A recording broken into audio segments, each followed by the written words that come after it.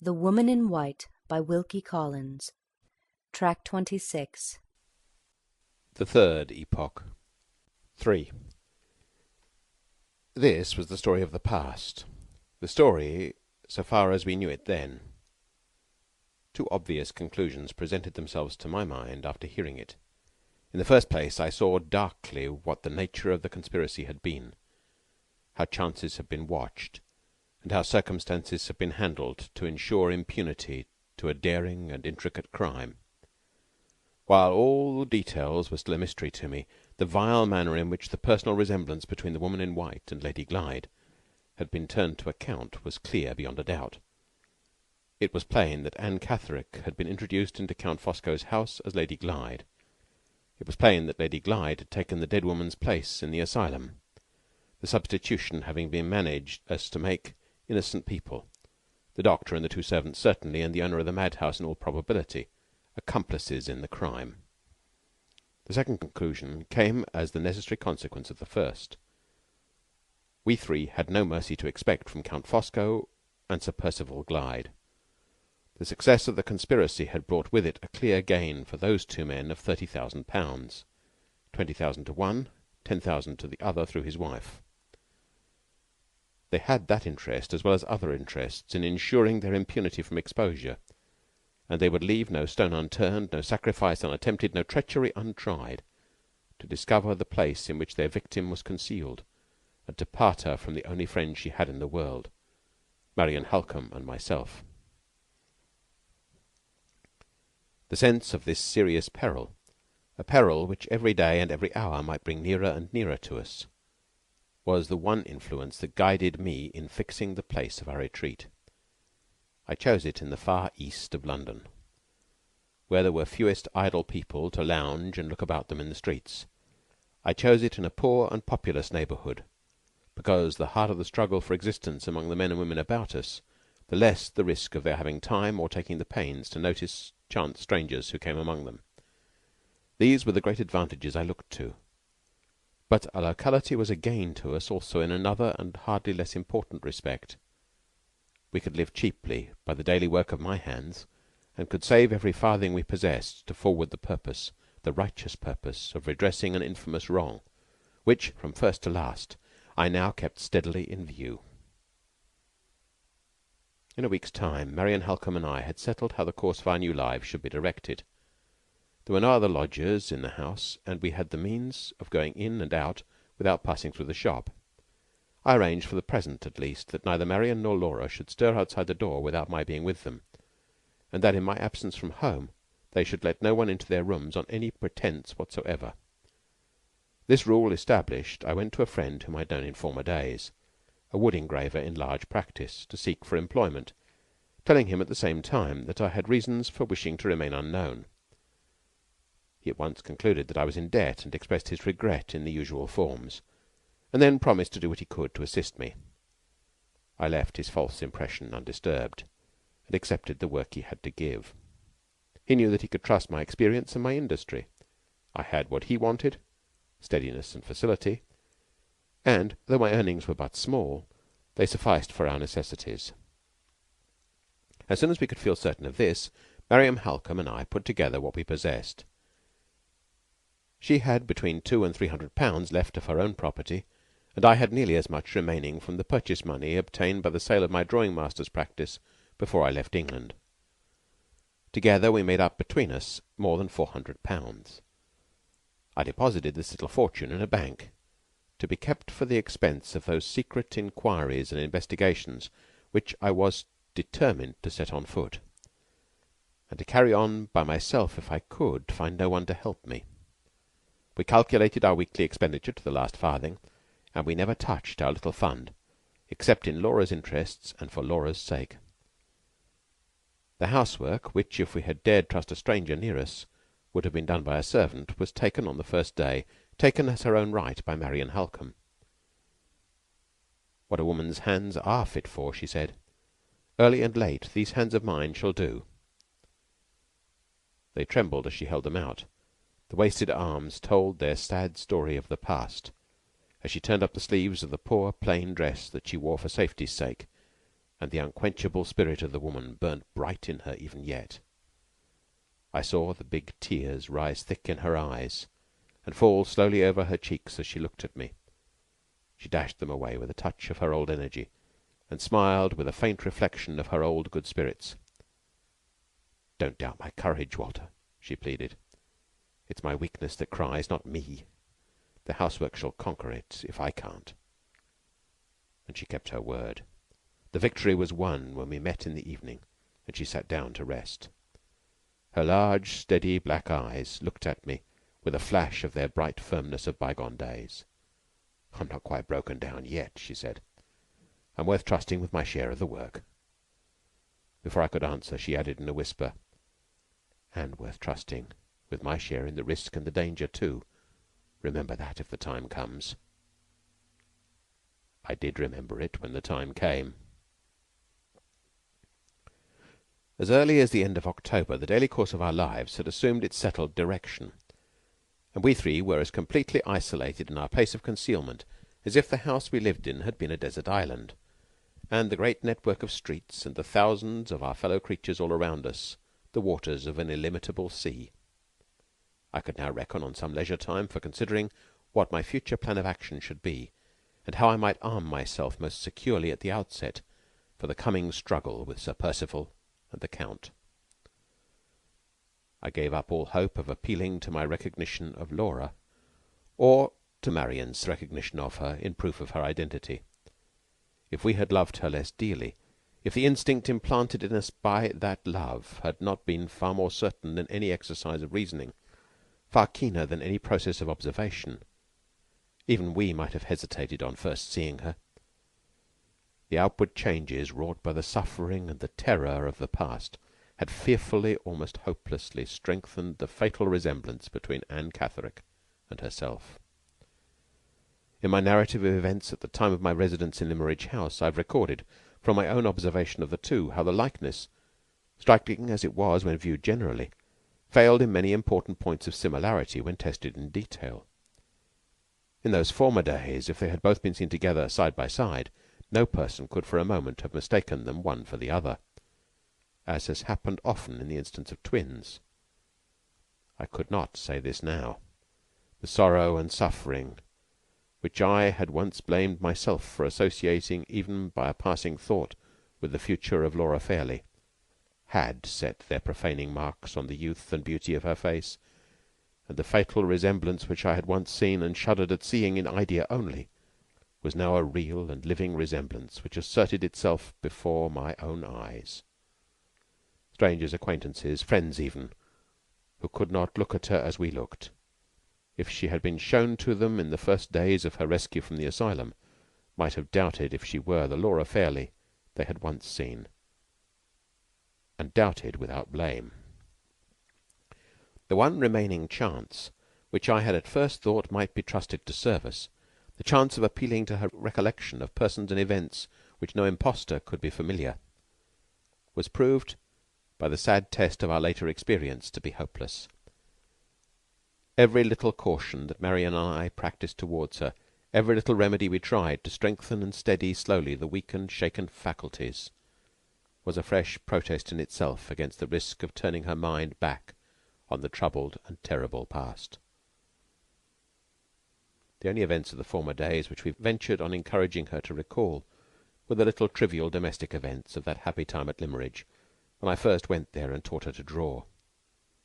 The day when I roused those remembrances by showing her the sketch of the summer-house which she had given me on the morning of our farewell, and which had never been separated from me since, was the birthday of our first hope.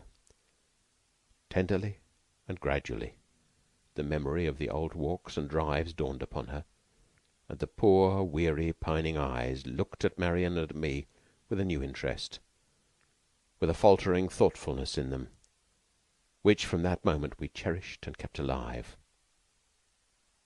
I bought her a little box of colours and a sketch-book, like the old sketch-book which I had seen in her hands on the morning that we first met.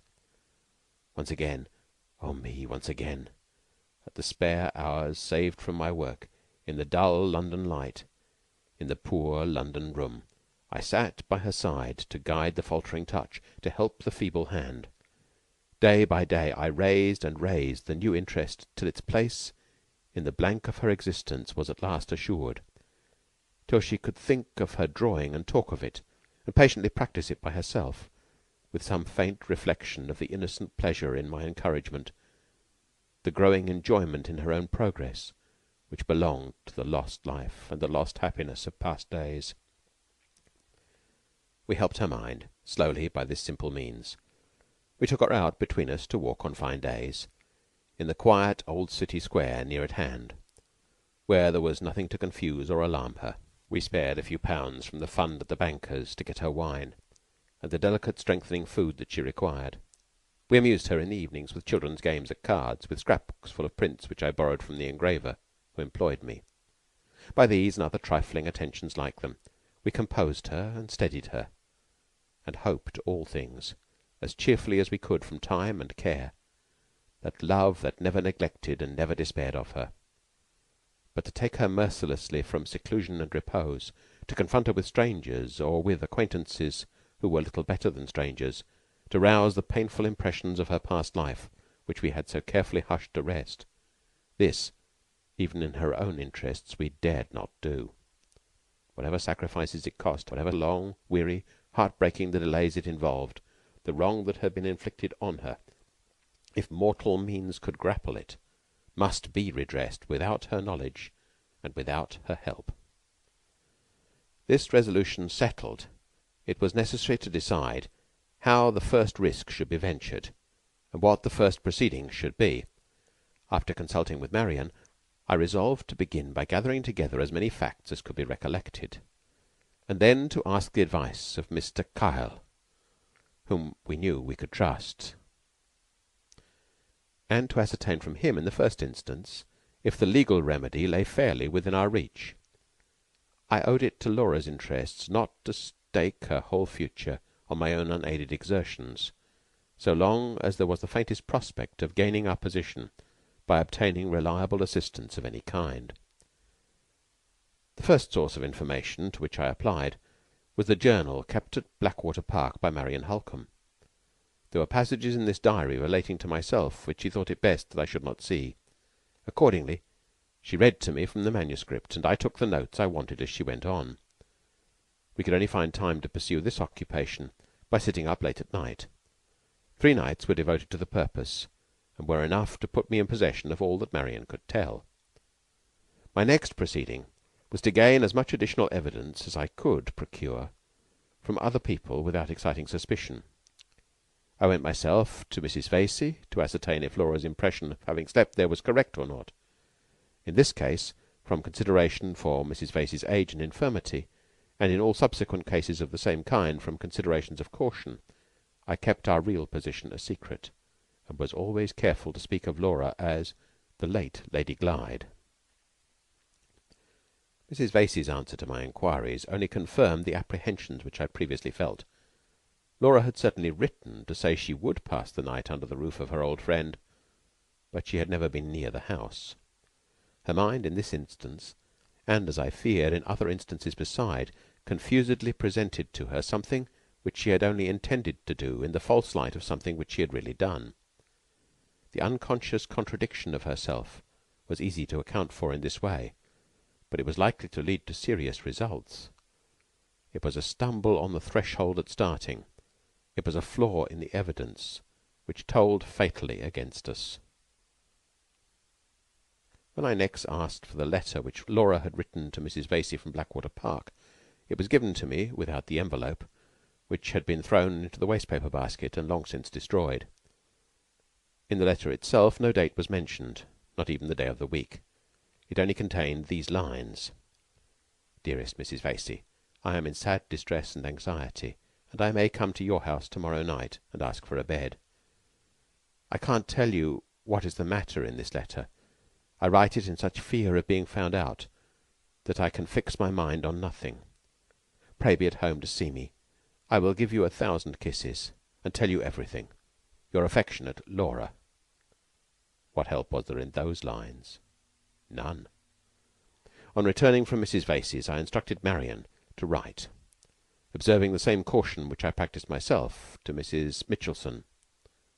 She was to express, if she pleased, some general suspicion of Count Fosco's conduct, and she was to ask the housekeeper to supply us with a plain statement of events in the interests of truth. While we were waiting for the answer, which reached us in a week's time, I went to the doctor in St. John's Wood, introduced myself as sent by Miss Halcombe to collect, if possible, more particulars of her sister's last illness than Mr. Kyle had found the time to procure. By Mr. Goodrick's assistance, I obtained a copy of the certificate of death, and an interview with the woman, Jane Gould, who had been employed to prepare the body for the grave. Through this person I also discovered a means of communicating with the servant, Hester Pinhorn. She had recently left her place in consequence of a disagreement with her mistress, and she was lodging with some people in the neighbourhood whom Mrs. Gould knew. In the manner here indicated, I obtained the narratives of the housekeeper, of the doctor, of Jane Gould, and of Hester Pinhorn, exactly as they are presented in these pages. Furnished with such additional evidence as these documents afforded, I considered myself to be sufficiently prepared for a consultation with Mr. Kyle, and Marian wrote accordingly to mention my name to him, and to specify the day and hour at which I requested to see him on private business. There was time enough in the morning for me to take Laura out for her walk as usual, and to see her quietly settled at her drawing afterwards. She looked up at me with a new anxiety in her face as I rose to leave the room, and her fingers began to toy doubtfully in the old way with the brushes and pencils on the table. "You're not tired of me yet," she said. "You're not going away because you're tired of me. I will try to do better. I will try to get well. Are you as fond of me, Walter, as you used to be, now I'm so pale and thin and so slow in learning to draw?" She spoke as a child might have spoken, showed me her thoughts as a child might have shown me them. I waited a few minutes longer, waited to tell her that she was dearer to me now than she had ever been in past times. "Try to get well again," I said, encouraging the new hope in the future which I saw dawning in her mind. "Try to get well again, for Marian's sake and for mine." "Yes," she said to herself, returning to her drawing, "I must try, because they are both so fond of me." She suddenly looked up again. "Don't be gone long. I can't get on with my drawing, Walter, when you're not here to help me." "I shall be back soon, my darling. Soon be back to see how you're getting on." My voice faltered a little in spite of me. I forced myself from the room. It was no time then for parting with the self-control which might yet serve me in my need before the day was out. As I opened the door, I beckoned to Marian to follow me to the stairs.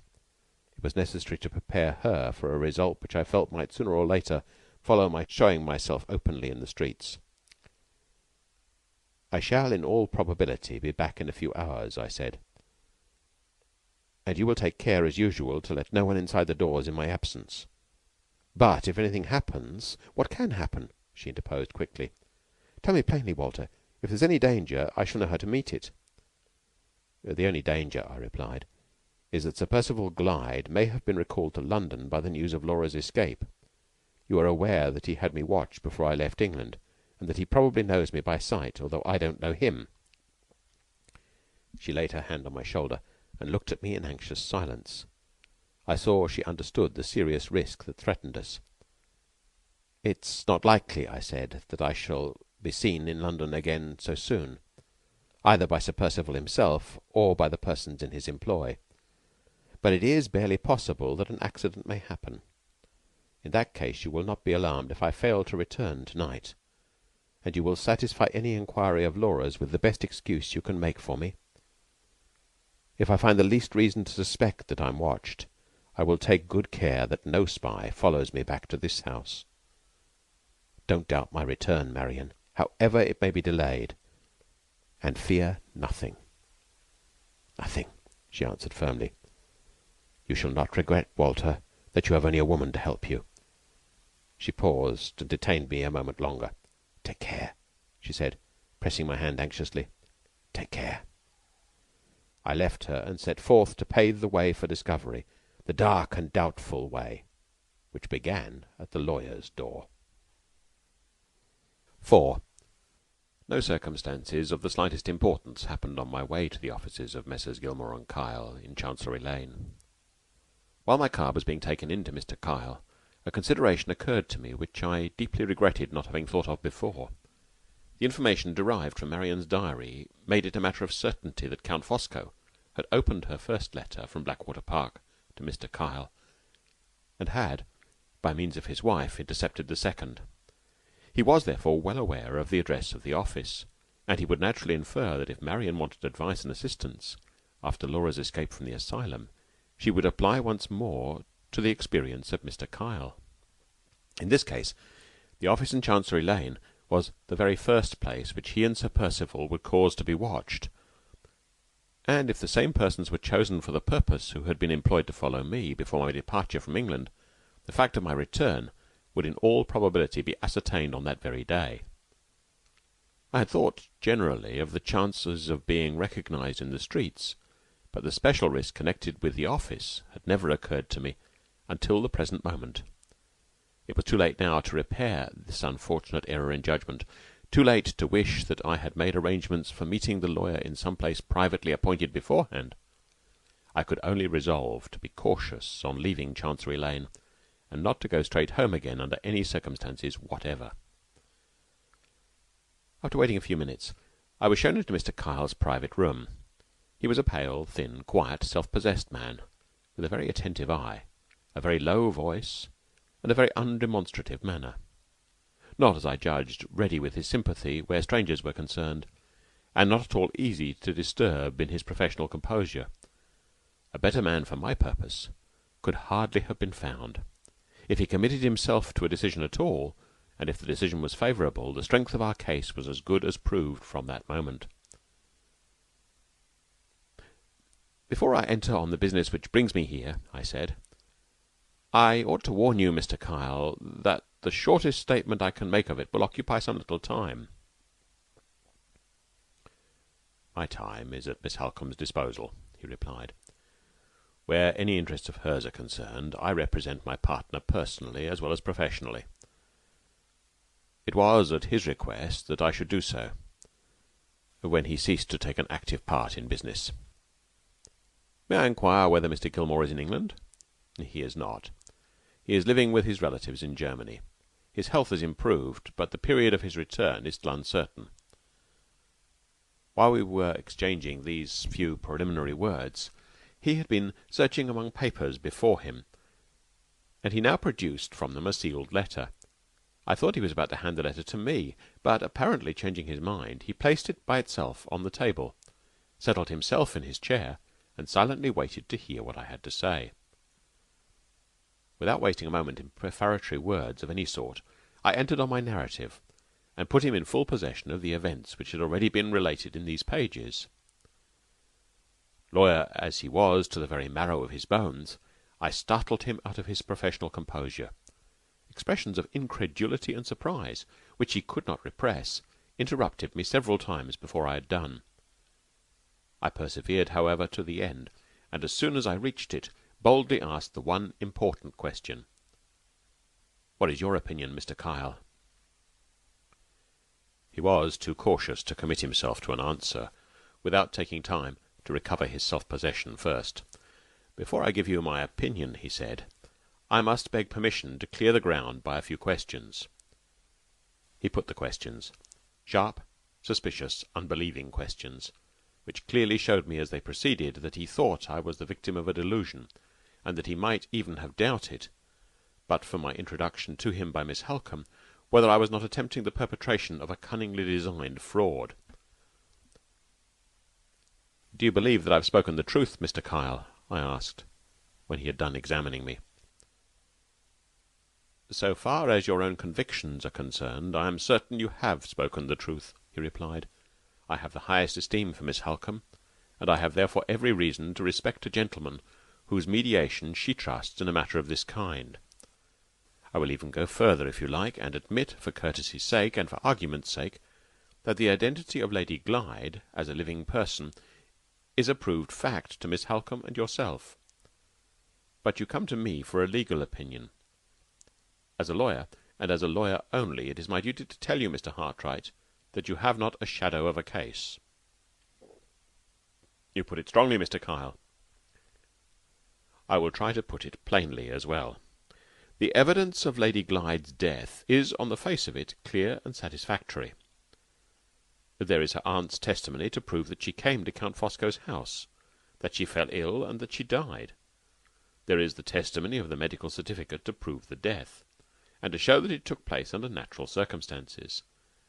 There is the fact of the funeral at Limmeridge, and there is the assertion of the inscription on the tomb. That is the case you want to overthrow. What evidence have you to support the declaration on your side that the person who died and was buried was not Lady Glyde? Let us run through the main points of your statement and see what they are worth. Miss Halcombe goes to a certain private asylum, and there seeks a certain female patient. It is known that a woman named Anne Catherick, and bearing an extraordinary personal resemblance to Lady Glyde, escaped from the asylum. It is known that a person received there last July was received as Anne Catherick, brought back. It is known that the gentleman who brought her back warned Mr. Fairley that it was part of her insanity to be bent on impersonating his dead niece, and it is known that she did repeatedly declare herself in the asylum, where no one believed her, to be Lady Glyde. These are all facts. What have you to set against them? Miss Halcombe's recognition of the woman, which recognition, after events, invalidate or contradict. Does Miss Halcombe assert her supposed sister's identity to the owner of the asylum, and take legal means for rescuing her? No. She secretly bribes a nurse to let her escape. When the patient has been released in this doubtful manner, and is taken to Mr. Fairley, does he recognize her? Is he staggered for one instant in his belief of his niece's death? No. Do the servants recognize her? No. Is she kept in the neighborhood to assert her own identity, and to stand the test of further proceedings? No. She is privately taken to London. In the meantime you have recognized her also, but you are not a relative. You are not even an old friend of the family. The servants contradict you, and Mr. Fairley contradicts Miss Halcombe, and the supposed Lady Glyde contradicts herself. She declares she passed the night in London at a certain house. Your own evidence shows that she has never been near that house, and your own admission is that her condition of mind prevents you from producing her anywhere to submit to investigation and to speak for herself. I pass over minor points of evidence on both sides to save time, and I ask you, if this case were to go now to a court of law, to go before a jury, bound to take facts as they reasonably appear, where are your proofs? I was obliged to wait and collect myself before I could answer him. It was the first time the story of Laura and the story of Marian had been presented to me from a stranger's point of view. The first time the terrible obstacles that lay across our path had been made to show themselves in their true character. There can be no doubt, I said, that the facts, as you have stated them, appear to tell against us, but you think those facts can be explained away, interposed Mr. Kyle. Let me tell you the result of my experience on that point. When an English jury has to choose between a plain fact on the surface and a long explanation under the surface, it always takes the fact in preference to the explanation. For example, Lady Glyde, I shall call the lady you represent by that name for argument's sake, declares she has slept at a certain house, and it is proved that she has not slept at that house. You explain this circumstance by entering into the state of her mind, and deducing from it a metaphysical condition.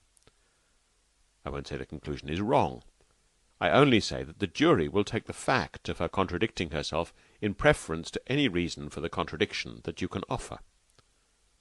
But is it not possible, I urged, by dint of patience and exertion, to discover additional evidence? Miss Halcombe and I have a few £100. He looked at me with half-suppressed pity and shook his head. Consider the subject, Mr. Hartright, from your own point of view, he said. If you are right about Sir Percival Glyde and Count Fosco, which I don't admit, mind, every imaginable difficulty would be thrown in the way of your getting fresh evidence. Every obstacle of litigation would be raised. Every point in the case would be systematically contended. And by the time we had spent our thousands instead of our hundreds, the final result would, in all probability, be against us. Questions of identity where instances of personal resemblance are concerned, are in themselves the hardest of all questions to settle. The hardest, even when they are free from complications which beset the case we are now discussing. I really see no prospect of throwing any light whatever on this extraordinary affair. Even if the person buried in Limmeridge churchyard were not Lady Glyde, she was in life, on your own showing, so like her that we should gain nothing if we applied for the necessary authority to have the body exhumed. In short, there is no case, Mr. Hartwright. There really is no case. I was determined to believe that there was a case, and in that determination shifted my ground and appealed to him once more. "Are there not other proofs that we might produce besides the proof of identity?" I asked. "Not as you are situated," he replied. "The simplest and surest of all proofs, the proof of comparison of dates, is, as I understand, altogether out of your reach. If you could show a discrepancy between the date of the doctor's certificate and the date of Lady Glyde's journey to London, the matter would wear a totally different aspect, and I should be the first to say, let us go on." "That date may be recovered yet, Mr. Kyle." "On the day when it is recovered, Mr. Hartwright, you will have a case. If you have any prospect at this moment of getting at it, tell me, and we shall see if I can advise you." I considered. The housekeeper could not help us. Laura could not help us. Marian could not help us. In all probability, the only person in existence who knew the date were Sir Percival and the Count. "I can think of no means of ascertaining the date at present," I said, "because I can think of no persons who are sure to know it but Count Fosco and Sir Percival Glyde." Mr. Kyle's calmly attentive face relaxed for the first time into a smile. "With your opinion of the conduct of those two gentlemen," he said, "you don't expect help in that quarter, I presume. If they have combined to gain large sums of money by a conspiracy, they are not likely to confess it at any rate." "They may be forced to confess it, Mr. Kyle." "By whom?" "By me." We both rose. He looked me attentively in the face, with more appearance of interest than he had shown yet. I could see that I had perplexed him a little. "You are very determined," he said. "You have, no doubt, a personal motive for proceeding, into which it is not my business to inquire. If a case can be produced in the future, I can only say my best assistance is at your service. At the same time I must warn you, as the money question always enters into the law question, that I see little hope, even if you ultimately establish the fact of Lady Glyde's being alive, of recovering her fortune. The foreigner would probably leave the country before proceedings were commenced, and Sir Percival's embarrassments are numerous enough and pressing enough to transfer almost any sum he may possess from himself to his creditors. You are, of course, aware—" I stopped him at that point.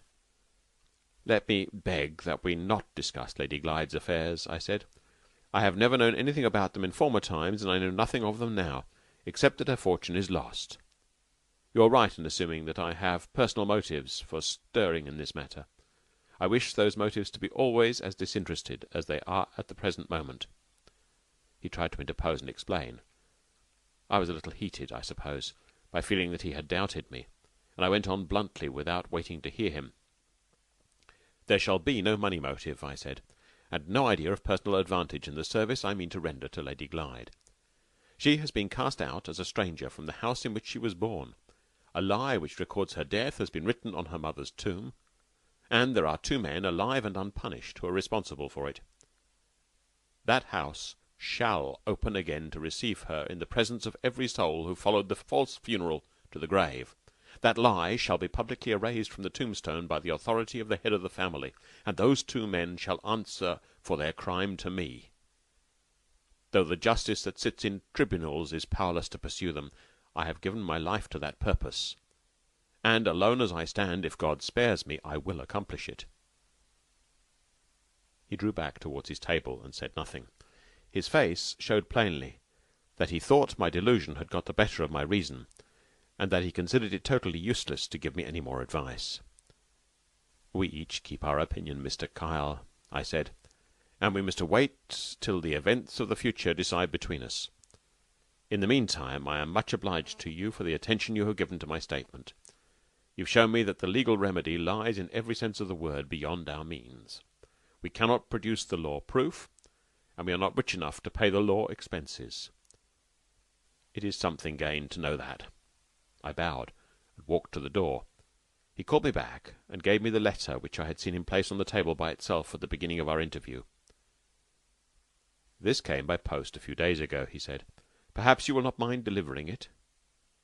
Pray tell Miss Halcombe at the same time that I sincerely regret being thus far unable to help her except by advice, which will not be more welcome, I am afraid, to her than to you." I looked at the letter while he was speaking. It was addressed to Miss Halcombe, care of Messrs. Gilmore and Kyle, Chancery Lane. The handwriting was quite unknown to me. On leaving the room I asked one last question. "Do you happen to know," I said, "if Sir Percival Glyde is still in Paris?" "He has returned to London," replied Mr. Kyle.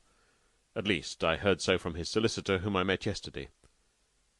After that answer I went out. On leaving the office, the first precaution to be observed was to abstain from attracting attention by stopping to look about me.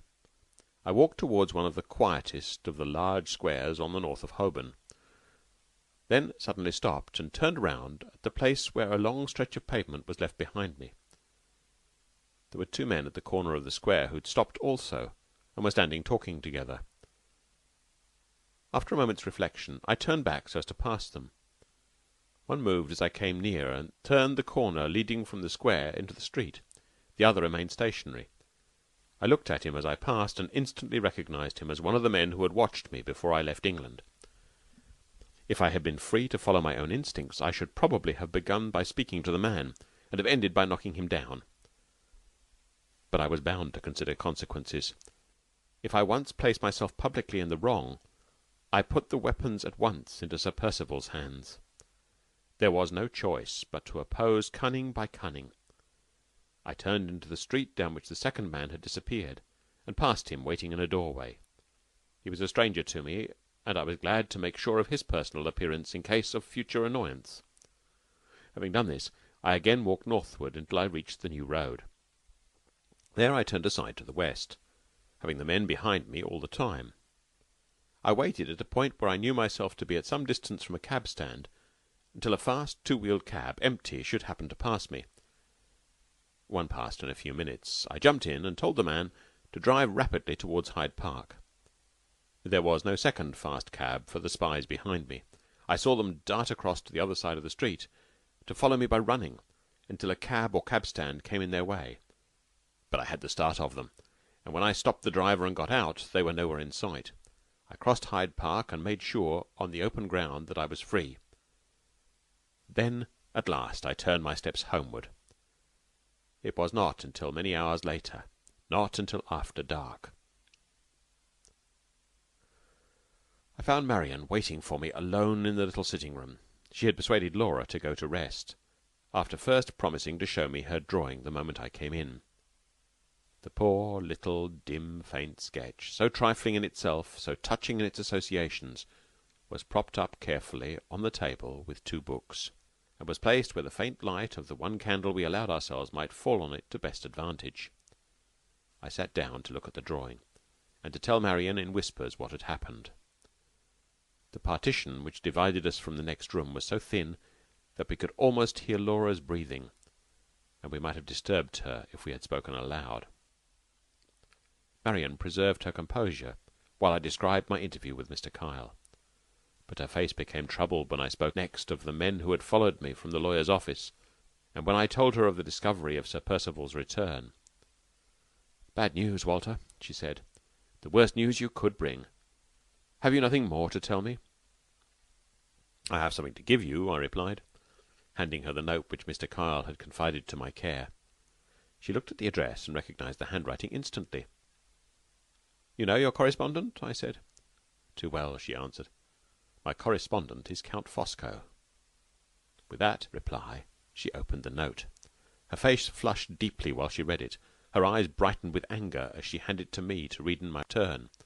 The note contained these lines: "Impelled by honorable admiration, honorable to myself, honorable to you, I write magnificent, Marian. In the interest of your tranquillity, I say 2 consoling words. Fear nothing. Exercise your fine natural sense and remain in retirement. Dear and admirable woman, invite no dangerous publicity. Resignation is sublime. Adopt it. The modest response of home is eternally fresh. Enjoy it. The storms of life pass harmless over the valley of seclusion. Dwell, dear lady, in the valley. Do this, and I authorize you to fear nothing. No new calamities shall lacerate your sensibilities. Sensibility is precious to me as my own. You shall not be molested. The fair companion of your retreat shall not be pursued. She has found new asylum in your heart. Priceless asylum. I envy her and leave her there. One last word of affectionate warning, of paternal caution, and I tell myself from the charm of addressing you. I close these fervent lines. Advance no farther than you have gone already. Compromise no serious interests. Threaten nobody. Do not, I implore you, force me into action. Me, the man of action, when it is the cherished object of my ambition to be passive, to restrict the vast reach of my energy and my combinations for your sake. If you have rash friends, moderate their deplorable ardor. If Mr. Hartwright returns to England, hold no communication with him. I walk on a path of my own, and Percival follows at my heels. On the day when Mr. Hartwright crosses that path, he is a lost man. The only signature to these lines was the initial letter F, surrounded by a circle of intricate flourishes. I threw the letter on the table with all the contempt that I felt for it. "He's trying to frighten you. A sure sign that he's frightened himself," I said. She was too genuine a woman to treat the letter as I had treated it. The insolent familiarity of the language was too much for her self-control. As she looked at me across the table, her hands clenched themselves in her lap, and the old, quick, fiery temper flamed out again brightly in her cheeks and in her eyes. "Walter," she said, "if ever those 2 men are at your mercy, and if you are obliged to spare one of them, don't let it be the Count." "I will keep this letter, Marian, to help my memory when the time comes." She looked at me attentively as I put the letter away in my pocket-book. "When the time comes," she repeated. "Can you speak of the future as if you were certain of it? Certain after what you've heard in Mr. Kyle's office? After what has happened to you today?" "I don't count the time from today, Marian. All I have done today is to ask another man to act for me. I count from tomorrow." "Why from tomorrow?" "Because tomorrow I mean to act for myself."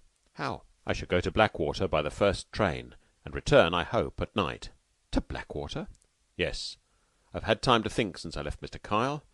His opinion on one point confirms my own. We must persist to the last in hunting down the date of Laura's journey. The one weak point in the conspiracy, and probably the one chance of proving that she is a living woman, centre in the discovery of that date." "You mean," said Marian, "the discovery that Laura did not leave Blackwater Park until after the date of her death on the doctor's certificate?" "Certainly." "What makes you think that it might have been after? Laura can tell us nothing of the time she was in London." "But the owner of the asylum told you that she was received there on the 27th of July. I doubt Count Fosco's ability to keep her in London, and to keep her insensible to all that was passing around her more than one night. In that case she must have started on the 26th, and must have come to London one day after the date of her own death on the doctor's certificate. If we can prove that date, we prove our case against Sir Percival and the Count." "Yes, yes, I see. But how is the proof to be obtained?" "Mrs. Mitchelson's narrative has suggested to me 2 ways of trying to obtain it. One of them is to question the doctor, Mr. Dawson, who must know when he resumed his attendance at Blackwater Park after Laura left the house. The other is to make inquiries at the inn to which Sir Percival drove away by himself at night. We know that his departure followed Laura's after a lapse of a few hours, and we may get at the date that way. The attempt is at least worth making, and tomorrow I'm determined it shall be made." "And suppose it fails?" "I look at the worst now, Walter, but I will look at the best if disappointments come to try us. Suppose no one can help you at Blackwater. There are 2 men who can help me, and shall help me in London. Sir Percival and the Count. Innocent people may well forget the date, but they are guilty, and they know it. If I fail everywhere else, I mean to force a confession out of one or both of them on my own terms. All the woman flushed up in Marian's face as I spoke. "Begin with the Count," she whispered eagerly. "For my sake, begin with the Count." "We must begin, for Laura's sake, where there is the best chance of success," I replied. The colour faded from her face again, and she shook her head sadly. "Yes," she said. "You're right. It was mean and miserable of me to say that. I try to be patient, Walter, and succeed better now than I did in happier times. But I have a little of my old temper still left, and it will get the better of me when I think of the Count." "His turn will come," I said. "But remember, there is no weak place in his life that we know of yet." I waited a little to let her recover her self-possession, and then spoke the decisive words. "Marian, there is a weak place we both know of in Sir Percival's life." "You mean the secret?" "Yes, the secret. It's our only sure hold on him. I can force him from his position of security. I can drag him and his villainy into the face of day by no other means.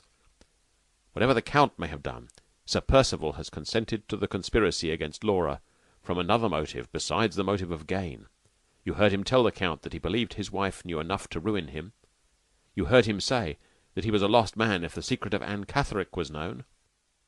"Yes, yes, I did." "Well, Marian, when our other resources have failed us, I mean to know the secret. My old superstition clings to me even yet. I say again, the woman in white is a living influence in our 3 lives. The end is appointed. The end is drawing us on, and Anne Catherick, dead in her grave, points the way to it still." End of Track 26.